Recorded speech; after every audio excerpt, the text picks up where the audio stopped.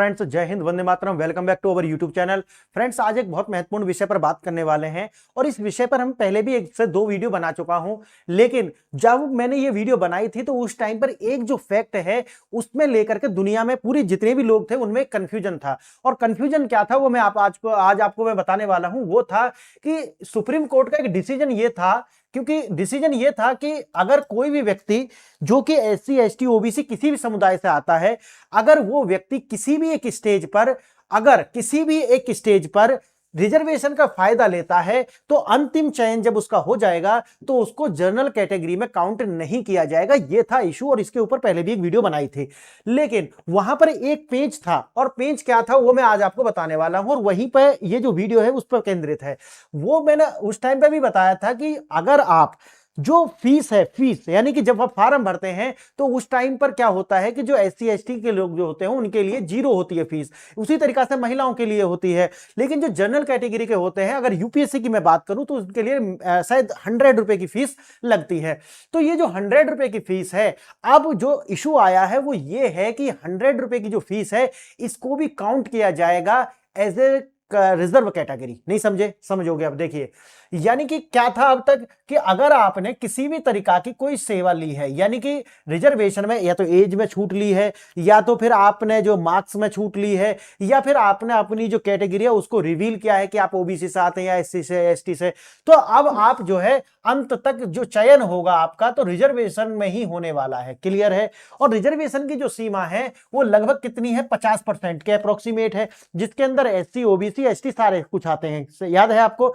अब देखिए होता क्या है कि जो कोर्ट का जो अपना वर्डिक्ट था वो ये था कि अगर आपको जनरल कैटेगरी में सिलेक्शन लेना है, जनरल कैटेगरी का मतलब है जिसमें सब जो लोग हैं वो शामिल हैं, जो रिजर्व वाले हैं वो भी शामिल हैं, यानी कि ऑल सभी के लिए है रिजर्व, यानी कि जनरल कैटेगरी। अगर आप जनरल कैटेगरी में सिलेक्शन लेना चाहते हैं तो ना तो आपको जो अपनी फीस है उसमें कोई छूट लेनी है, और ना ही तो आपको एज में छूट लेनी है, ना ही तो आपको अपनी आइडेंटिटी रिवील करनी है, यानी कि आप एससी से हैं, एसटी से हैं या ओबीसी से हैं, तो ये सब आपको नहीं बताना है। अगर आप ऐसा करते हैं तब जाकर के आप जो है जनरल कैटेगरी के अंदर ही फाइट करेंगे और लास्ट में जाकर के जनरल कैटेगरी में आपका जो सिलेक्शन है वो हो जाएगा। क्लियर है? लेकिन यहां पर एक इशू क्रिएट होता है, क्योंकि जब ये इशू आया था तो उस टाइम पे वीडियो बनाई थी और बहुत ज्यादा ये जो है लाइमलाइट रहा ये जो पूरा इशू। लेकिन अब इसके अंदर एक इशू ये आ गया है कि आप मुझे ये बताइए कि क्या वास्तव में जो लोग रिजर्व कैटेगरी के हैं ये उनके साथ अन्याय है या नहीं है। अब आप देखो, आप अगर रिजर्व कैटेगरी से हो तो ये बात मेरी आपको बहुत अच्छी लगेगी, अगर आप अनरिजर्व कैटेगरी से हो तो हो सकता है कि आप मेरी आलोचना करें। लेकिन मैं आपको एक नेचुरल जो लॉ है उसकी बात मैं बताता हूं, न्याय का जो सिद्धांत है वो आप देखिए। होता क्या है कि जो लोग रिजर्व कैटेगरी से हैं, यानी कि जो रिजर्व कैटेगरी से हैं, हो सकता है कि जिसमें एससी एसटी ओबीसी अगर इनको मिला लिया जाए तो इनकी जो आबादी है वो मोर देन 50% है। देखिए आप, इनकी जो आबादी है वो कितनी है? मोर देन 50% है। मैं आज आपको बिल्कुल एकदम आंकड़ा लेकर नहीं बता रहा कि कितना परसेंट है, लेकिन 50% से ज्यादा है। लेकिन याद रखना कि इनका जो पूरा का पूरा जो सिलेक्शन है वो किसमें हो रहा है? मात्र 50% में हो रहा है। समझ गए? यानी कि मैं 50% बता रहा हूं, अगर सही आंकड़ा देखा जाए तो हो सकता है 75% हुई है, क्योंकि 50% से ज्यादा तो ओबीसी के अंदर ही है जिनको 27% रिजर्वेशन है। वाकई बाद में जो आप देखेंगे कि 15.5% जो है वो एससी के लिए है और लगभग 7.5% के करीब है एसटी के लिए। यानी कि अगर इन टोटल पॉपुलेशन देखी जाए तो मोर देन 70% है इनकी पॉपुलेशन।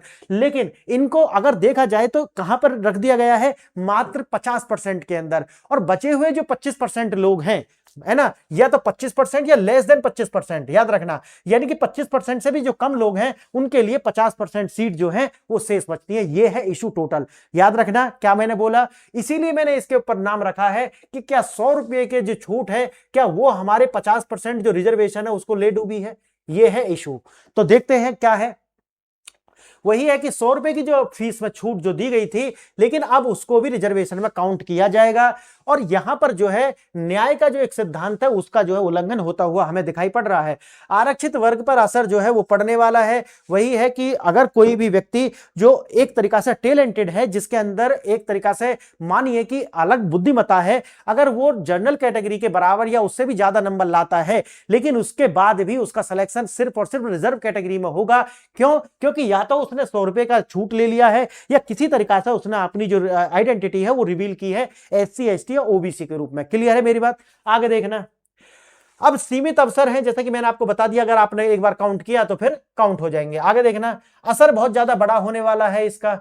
आरक्षित उम्मीदवारों के लिए ये जो एक असंभव दुविधा जो है वो बन करके आ गई है, और दुविधा ये है कि मैं करूं तो क्या करूं, यानी कि 100 रुपया भी जाएंगे और आपको जो है रिजर्व कैटेगरी से बाहर भी आ जाएंगे अगर। लेकिन बात वही है कि अगर आपको अपने ऊपर विश्वास है कि मैं जो है वो रिजर्व कैटेगरी से नहीं लड़ना चाहता और मेरे अंदर वो क्षमता है कि मैं जाऊंगा किसके साथ, जनरल कैटेगरी के साथ। लेकिन याद रखना एक बात, आप कितने भी होशियार क्यों ना हो, लेकिन यूपीएससी जैसी जो परीक्षाएं जो अपने आप में बहुत अनप्रिडिक्टेबल है, वहां आपको शुरू में पता ही नहीं होता कि आपका सिलेक्शन होगा या नहीं होगा। तो व्यक्ति जो है उसके दिमाग में क्या होता है, उसके दिमाग में होता है यार कुछ भी हो मैं तो आरक्षण ले लेता हूं, अपनी कैटेगरी के साथ जाऊंगा। समझना, बहुत ज्यादा लोगों का यही होता है, बहुत ही रेयर लोग होते हैं कि जो है किसी भी तरीका का रिजर्वेशन नहीं लेते और जनरल में जो है फॉर्म भरते हैं। क्लियर। और देखना आज का जो इशू है मैं वही आपको बता दे रहा हूं। 100 रुपए की कीमत 50% सीटों का नुकसान है। अगर तुमने छूट ली तो आप जाओगे कहां पर, अनरिजर्व कैटेगरी के अंदर, और वही बात आती है अगर आप नहीं लेते तो आप आओगे रिजर्व कैटेगरी के अंदर। और देखना 49.5 आरक्षित बनाम 50.5 अनारक्षित का जो मुद्दा है वो तो बीच में रहा ही। आगे देखना, अनारक्षित सीटें जो हैं वो अपर कास्ट के लिए आरक्षित सी होती हुई प्रतीत होती हैं, जबकि अगर पॉपुलेशन का अगर रेशो देखा जाए तो वो लेस देन 25% के अप्रोक्सीमेट है। सुप्रीम कोर्ट संविधान के अनुसार 50.5% सीटें जो है वो ओपन होनी चाहिए थी। देखो न्याय तो यही कहता है ना, अभी तक भी यही था कि भाई रिजर्व तो रिजर्व हो गया, बाकी जो 50% है उसको ओपन कर दीजिए सभी के लिए। लेकिन यहां पर यही समस्या हो गई है कि उन्होंने कहा है कि अब जो अभी तक होता आ रहा था वो बिल्कुल गलत था, और अब क्या होगा कि अगर आपने एक बार भी रिजर्व कैटेगरी में आ पाए तो फिर आप जो है जनरल कैटेगरी या बची हुई 50% जो सीटें हैं उनके लिए आप अयोग्य हो जाएंगे। आगे देखना, और सुप्रीम कोर्ट का फैसला जो है वो नियम बदले गए हैं, और यूनियन ऑफ इंडियन बनाम जी किरण राव जो केस था उसके द्वारा, ये मैंने शुरू में ही बता दिया है जब मैंने 2 वीडियो इस पर बनाई थी अलग अलग, उनमें मैंने ये सारी केस का जो पूरी हिस्ट्री थी वो बताई थी। लेकिन आज जो मुद्दा है वो बिल्कुल अलग है।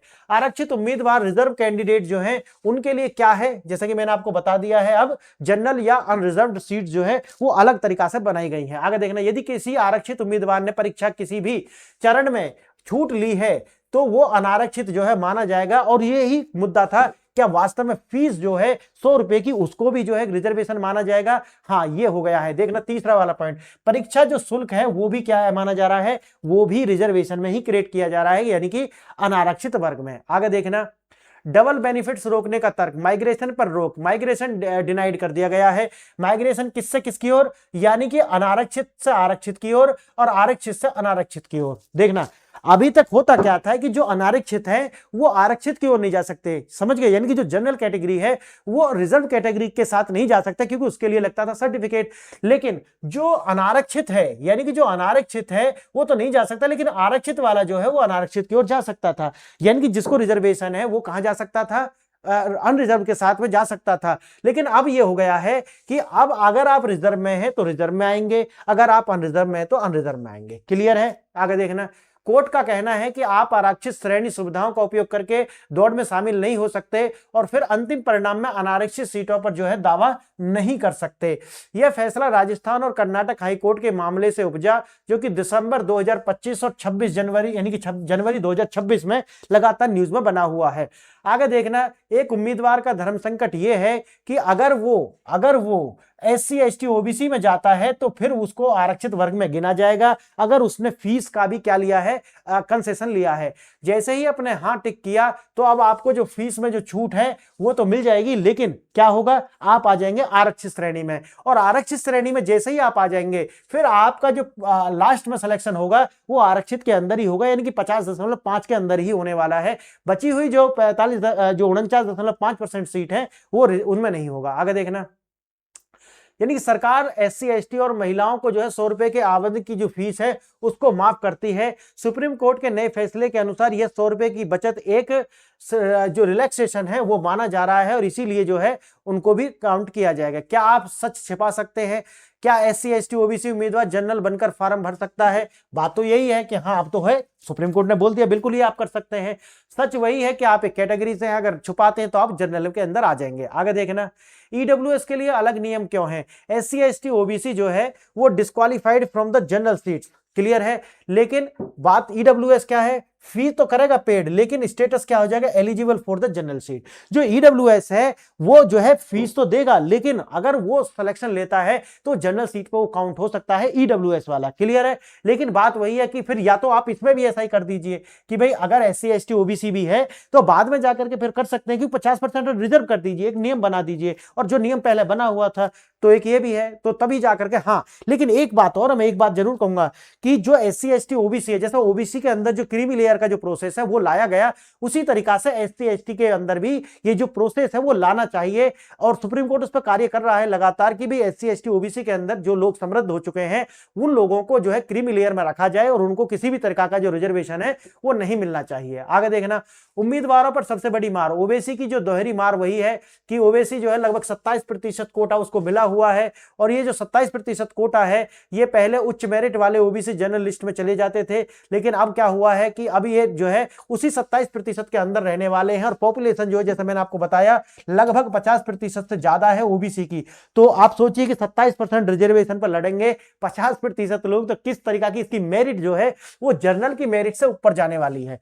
क्या बोला मैंने? वैसे तो ये पहले भी होता रहा है कि जो जनरल वाली जो सीट है उनसे ज्यादा रिजर्वेशन वाला जो ये ओबीसी है इनका जो कट ऑफ है वो ज्यादा जाएगा जनरल वाले से। क्लियर है? क्यों? क्योंकि फाइट ज्यादा लोग कर रहे हैं, और जो रिजर्वेशन है वो 27% है। उधर कितने हैं? उधर जो अगर नहीं जाते ये लोग तो लगभग 25% लोग हैं, और रिजर्वेशन जो है एक तरीका से रिजर्वेशन ही हो गया, वो भी 49.5% है। इसलिए क्या होगा कि जो मेरिट है वो नीचे जाएगा। क्लियर? आगे देखना, क्योंकि आरक्षित वर्ग के उम्मीदवार जो हैं अब मेरिट के आधार पर जनरल में नहीं आ सकते, इसीलिए जो है वो वास्तविकता जो है उल्टी हो गई है। अब अनारक्षित जो है वो ओपन फॉर ऑल जो है नहीं रहा है, ये आप समझ लीजिए। अगर आप फॉर्म भरें तो ये बिल्कुल ध्यान रखें एक स्टूडेंट के रूप में आप कि आप करने क्या जा रहे हैं। अगर आपने फीस में भी छूट लिया है तो रिजर्व कैटेगरी के अंदर आप शामिल हो जाएंगे। आगे देखना, परीक्षा की योग्यता कैसे कम हो गई है। अब जैसे मेंस की कॉपियां जो है वो बिना जाति बिना नाम की होती हैं, लेकिन आरक्षित छात्र के नंबर जो है ज्यादा है तो उन्हें जो जनरल सीट क्यों नहीं मिलेगी?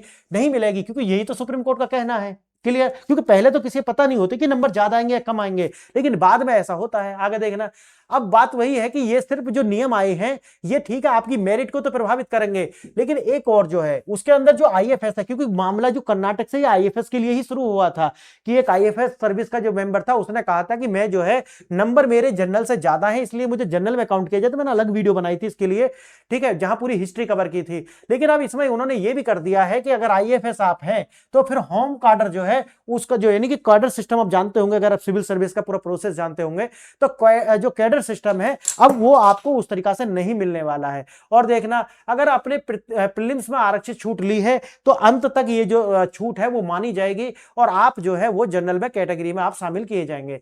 अब बात वही है कि अब आपको क्या करना चाहिए, थोड़ा सतर्क रहिए। और यूपीएससी के अंदर एक और शामिल हो गया है, इसके लिए वीडियो बनाई नहीं है, कि अब बायोमेट्रिक जो है वो फेस रिकॉग्निशन तकनीक के द्वारा ही आपको अंदर एंट्री दी जाएगी। तो याद रखें कि ज्यादा जैसे कि अभी आपने जब ज्यादा दाढ़ी वगैरह ये सब जो है ज्यादा फेस पे अपना जो बदलाव है उनसे बचें आप।